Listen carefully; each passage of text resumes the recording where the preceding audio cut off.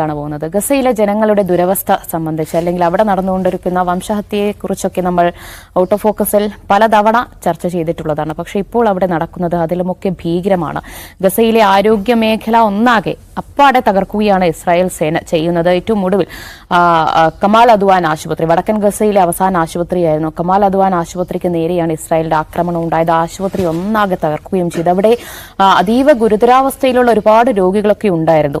300-ലധികം ആളുകൾ, ഈ രോഗികളടക്കമുള്ള ആരോഗ്യ പ്രവർത്തകരെയും ഒക്കെ ഇസ്രായേൽ സേന കസ്റ്റഡിയിലെടുത്തു. ചിലരെ വിട്ടയച്ചു എന്നൊക്കെ പറയുന്നുണ്ട്. പക്ഷേ മറ്റുള്ളവർക്ക് എന്ത് സംഭവിച്ചു, അവർ എവിടെയാണോ എന്നതിനെക്കുറിച്ചൊന്നും ഒരു വിവരമില്ല. കഴിഞ്ഞില്ല മറ്റ് ആശുപത്രികൾക്ക് നേരെയും ചെറിയ ചെറിയ ആശുപത്രികൾക്ക് നേരെയൊക്കെ ഇസ്രായേൽ സേനയുടെ ഭാഗത്തു നിന്നുള്ള ആക്രമണം ഉണ്ടാവുകയാണ്. അതായത് ആരോഗ്യ മേഖലയെ ഒന്നാകെ തകർക്കുക തന്നെയാണ് ഇസ്രായേൽ സൈന്യം ലക്ഷ്യമിടുന്നത് എന്നത് ഉറപ്പാണ്. ഇനി ജനങ്ങളുടെ അവസ്ഥയിലേക്ക് വന്നാൽ അവരുടെ അവസ്ഥ അതിലും കഷ്ടമാണ്. ഇപ്പോൾ കൊടും ശൈത്യമാണ്, അതിശൈത്യമാണ് ഗസയിൽ.